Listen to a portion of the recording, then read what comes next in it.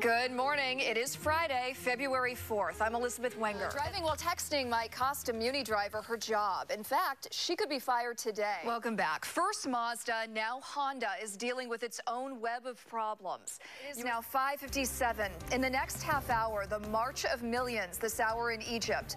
How did it happen? Second graders in the East Bay caught having sex in the classroom. Thank you, Gianna. Here is a look at today's top stories. We're learning more about a man shot. Good morning. Yeah, I haven't seen any Secret Service yet. Nothing unusual. Of course, the president will probably be arriving around back. We're going to head out towards the tarmac a little bit later. But for right now, we're just talking about what the president has on tap for his visit here to the Bay Area. This is a dramatic drop in the number of Americans signing up for unemployment. Here now is Jason Brooks with KCBS and CBSMoneyWatch.com. Hey, Jason, this sounds like a good sign. Now, Chopper 5 is heading to the scene, but we are told that it's putting out a plume of black smoke that is visible from the Nimitz. So it is visible from 880. All right, here's a live look at what it looks like out there. Wet, some flooding in those middle lanes. Anti-government protesters are vowing not to leave until President Hosni Mubarak steps down. And Vicki Barker with CBS Radio News is in Cairo right now. She joins us over the phone. Vicki, what is the situation on the streets? It's pretty tense. And Vicki, we've just learned that the State Department ordered evacuations of non-emergency U.S. government personnel. We heard the local airport there described as a zoo. Is there a real rush to get out of the area right now? I feel like I've been here before. Maybe it's because I have. Yeah. On Wednesday, we were out here covering standing water at the Bay Bridge in the middle lanes. And then we just got reports this morning of the same thing. And I got to tell you, it is worse this morning than it was on Wednesday. A lot of fog out there. In fact, we even have a dense fog advisory issued by CHP, not for the bridge, but for stretches of Highway 1 if you're traveling through portions of Pacifica. So, yeah, visibility, again, we've been talking about it all morning, definitely an issue for some parts of the Bay Area. For the first time this morning, we're hearing from a teenager who survived the San Bruno pipeline explosion. What would you do if you struck it rich? Really, really rich? You mean the traffic gig doesn't make me rich? What would I do? I don't know. I would probably quit. Every year, thousands gather here along the Embarcadero for a fireworks display and celebration over the bay. Driving while texting might cost a Muni driver her job. In fact, she could be fired today. But just yesterday, she was driving again. Our Ann Makovic is in San Francisco to tell us, all right, what is going on? Good morning, Ann. Hey, good morning, guys. Yeah, pretty cool, huh? The tower's all lit up behind me.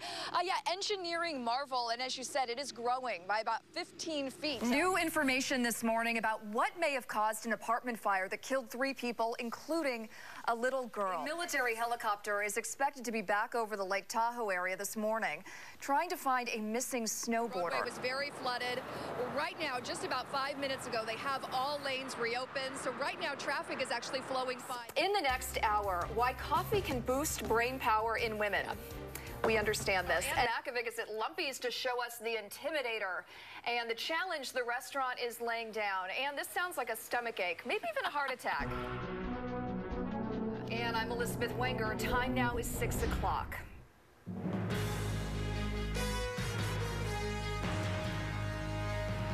Morning with breaking news. A busy morning already for San Francisco firefighters. We also have developing news out of Marin County.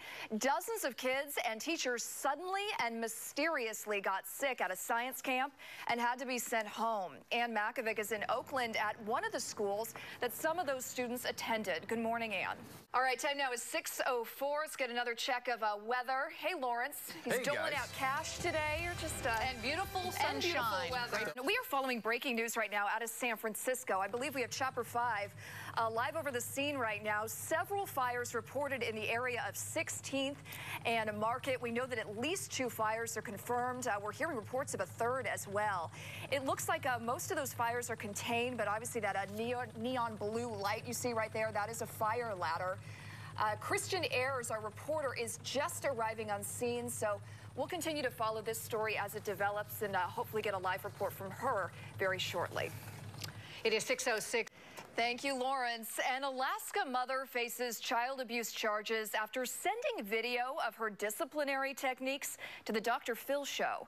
Now, the video shows 36-year-old Jessica Beagley punishing a Russian-born adopted son for lying by making him take cold showers and then holding hot sauce in his mouth.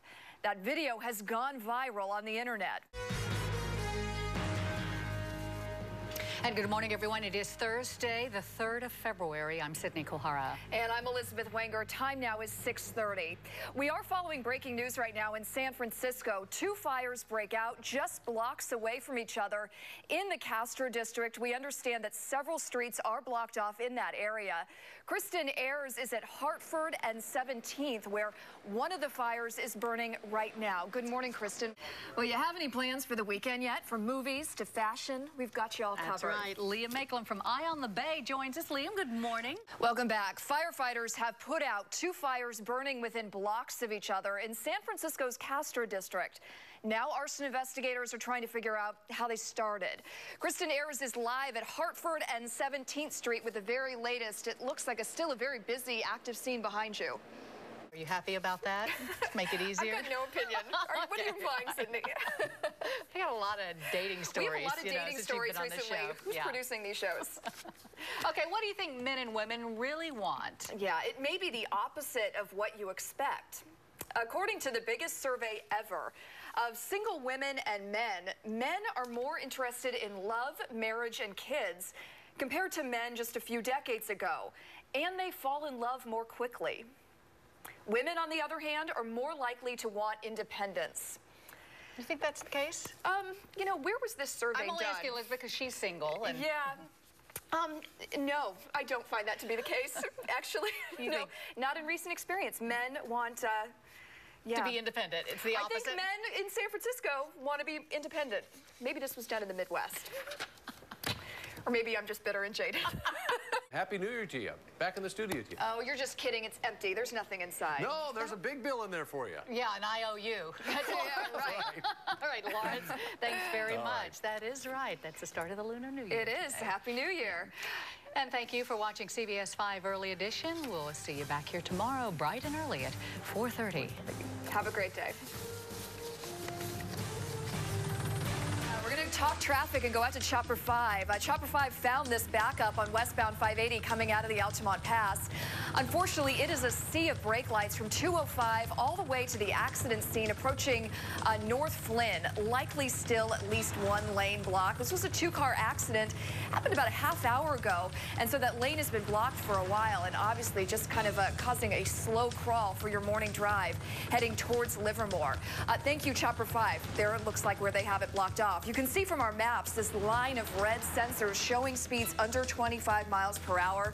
Your drive time growing to 30 minutes now on westbound 580 heading out towards the Dublin interchange. And we continue to follow this developing story out of Oakland. It's a fire reported, a structure fire reported near 45th Avenue and International Boulevard. Now, Chopper 5 is heading to the scene, but we are told that it's putting out a plume of black smoke that is visible from the Nimitz, so it is visible from 880.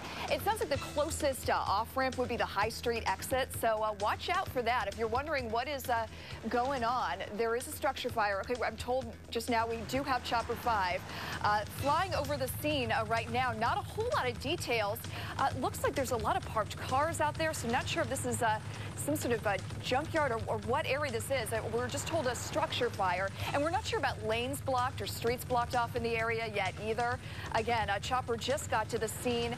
Now, even though smoke is visible from the Nimitz, because this is just east of the freeway, we're told that it is not affecting freeway traffic on north or southbound 880. You know, Ann, you mentioned it has calmed down a little bit in the last hour or so. I noticed you weren't wearing your hat. I still got on mine, but yeah, rain not quite as hard, but wind still definitely an issue. We are here at the Bay Bridge Toll Plaza, where there are wind advisories in effect for the Bay Bridge, the Richmond-Santa Fe Bridge, and the San Mateo Bridge. Gusts up to about 25 miles per hour.